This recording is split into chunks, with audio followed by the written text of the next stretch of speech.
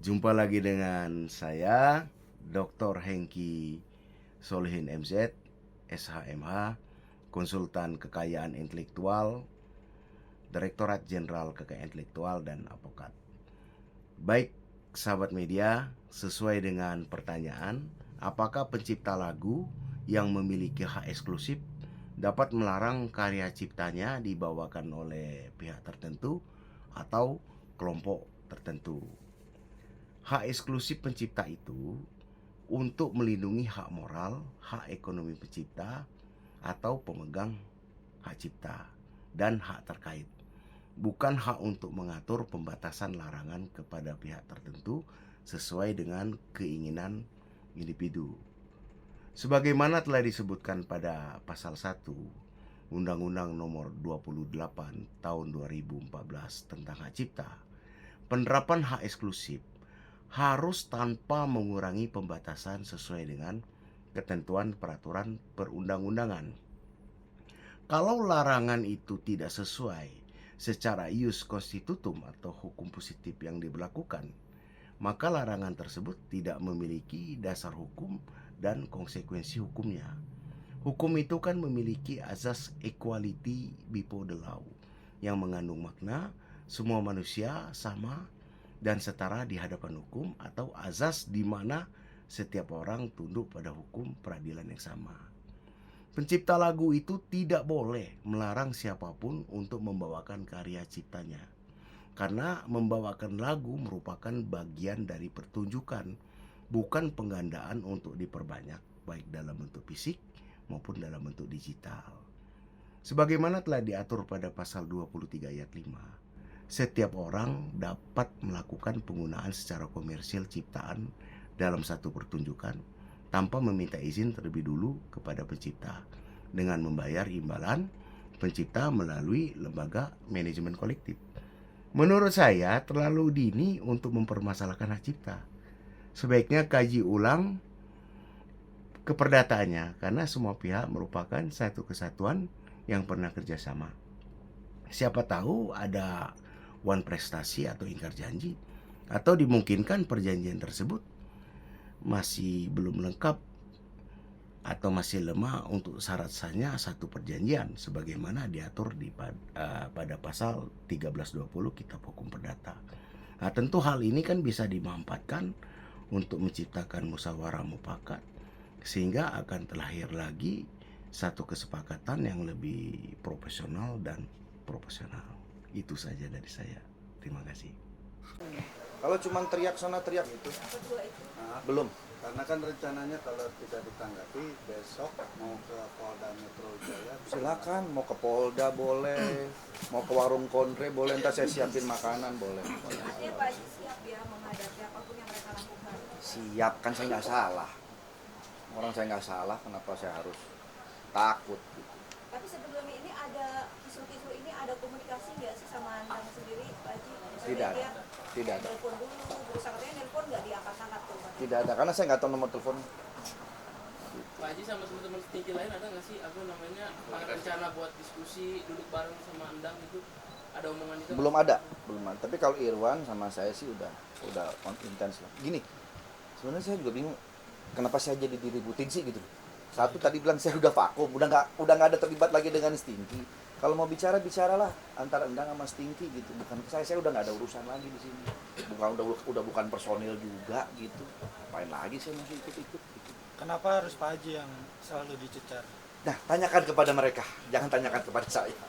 Nggak mungkin ada background apa gitu Pak Haji? Background saya ini.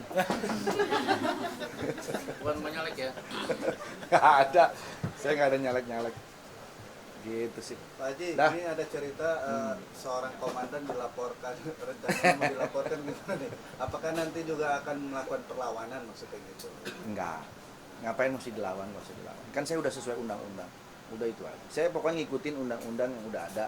Saya mengikuti aturan yang udah ada. Kan saya bilang, saya tidak lancang, saya tidak maling, nggak minta izin.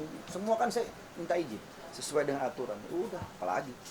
Tapi akan konsultasi lawyer gitu. Lawyer. Konsultasi hukum nggak sih buat menghadapi ini Pak Haji? Saat ini belum perlu. Menurut saya saat ini lawyer saya adalah para netizen. Karena netizen-netizen di luar sana banyak mendukung saya dan mereka lebih pintar, mereka lebih tahu gitu loh apa yang terjadi. Jadi pengacara saya adalah para netizen tercinta. Tapi sempat kaget gak sih Pak Haji kok tiba-tiba undang somasi? Kaget? Awalnya Enggak sih, biasa aja. Biasa aja. Oke ya, cukup ya. ada pesan Mau cabut lagi nih, harus tugas lapor Pak. terakhir ada pesan apa buat Undang Pak Haji dengan adanya permasalahan sama Pak Haji? Ya, pesan saya buat Endang begini, saya support apabila Endang ingin memperjuangkan hak-haknya. Tapi Endang juga harus tahu cara memperjuangkannya bagaimana yang baik gitu. Kan sudah ada lembaga, sudah ada aturannya segala macam. Nah, kalau mau merubah atau mau melakukan sebuah evaluasi, mungkin menyuarakan gitu ya, mewakili teman-teman pencipta yang lain bersama-sama ke lembaga yang memang sudah menetapkan aturan ini supaya nggak simpang siur. Itulah perjuangannya ke situ. Jangan mensomasi A, mensomasi B. Sebenarnya yang menurut saya salah ya gitu. Karena bukan ke situ arahnya. Harusnya ke lembaga yang membuat aturan ini. Kenapa aturan ini dibuat oleh lembaga kolektif tersebut? Supaya tidak terjadi begini nih, kisruh begini. Kalau semua pencipta somasi sana, somasi sini, somasi sana, somasi sini, nggak kelar-kelar. Kasihan dong, kayak misalnya nih contoh nih, kayak Rizky Febian. Lagu-lagunya semua top-top. Kan mungkin nggak semua lagunya yang nyiptain Rizky Febian. Mungkin ada pencipta-pencipta yang lain. Nah, misalnya Rizky Febian mau manggung, ada 4 lagu hitsnya yang bukan ciptaan dia. Tiba-tiba penciptanya mensomasi dia, melarang semua lagunya. Ya Rizky nggak kerja dong, kasihan. Gitu. Padahal Rizky sudah membayar gitu ya ke event organizer-nya untuk haknya si pencipta lewat LMK. Atau pencipta-pencipta lagu-lagunya Rizky misalnya gitu nggak ada tuh bersuara kayak gitu-gitu. Artinya sudah menerima aturan yang ada. Ya gitu maksud saya. Jadi udahlah, kalau mau protes, kalau mau segala macam, ya ke lembaga yang sudah ada aja. Itu satu. Terus kedua, nggak usah mengungkit-ungkit soal jasa. Berjasalah buat saya, berjasalah buat Stinky. Ingat, Stinky besar itu bukan jasa satu orang, tapi berlima. Semuanya punya jasa. Terlepas besar kecilnya persentasenya, tetap aja ada jasanya. Jadi nggak usah mengungkit-ungkit soal itu. Dan saya pun tetap nggak lupa kok asal saya dari mana, dari Stinky, betul. Tapi ketika kemudian saya berkembang sampai saat ini, itu atas dasar ya kreativitas yang saya punya, kerja keras yang saya punya, di luar nyanyi ya gitu. Nah akhirnya orang makin kenal dengan saya di luar dari sebagai vokalis, malah orang tahunya sekarang saya komedian gitu. Itu artinya kan adalah usaha saya, bukan dompleng Stinky. Nama saya kan bukan Andre Stinky, Andre Taulani gitu.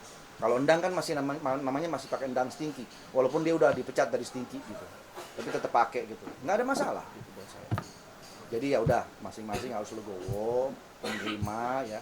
Saya pun juga nggak mau ada permusuhan. Saya tetap support Endang.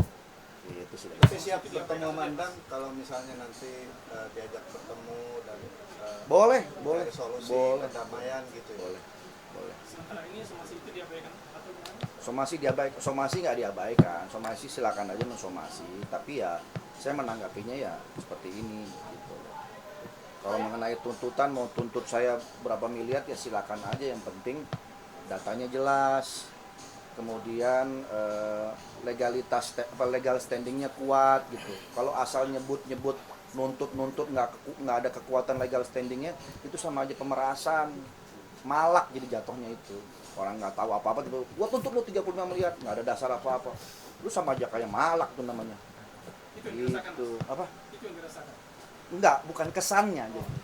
Terkesannya seperti itu. Ya kan jangan makanya. Kalau memang mau menuntut, coba datanya dibuka yang jelas. Ini loh dasar hukumnya kuat. Bla bla bongkar semua tuh. Yang dia bilang katanya saya udah menerima segala macam harus bayar 35 miliar. Ya keluarin. Kalau enggak asal ngomong doang mah semua juga bisa. Kalau misalnya saya merasa bahwa wah ini sama aja pemerasan, saya bisa tuntut balik loh. Kan bisa. Tapi kan saya nggak mau. Damai-damai aja. Dengan kasus royalti ini kan akhirnya juga kesal juga LMKN, katanya mereka jadi kayak kurang transparan sebenarnya soal royalti ini ke pencipta lagunya. Nah, silakan tanyakan ke LMKN kalau merasa kurang transparan dan segala macam, ya silakan tanyakan. Duduk bareng sama pihak-pihak yang berwenang tuh, LMKN, LMK, apapun lah gitu ya.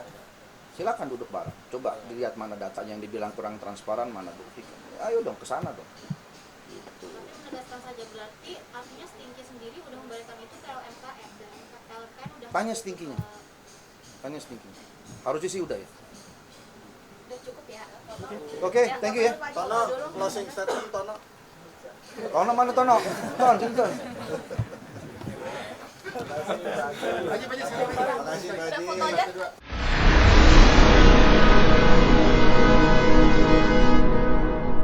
Jadi jangan lupa untuk subscribe Cumi Cumi.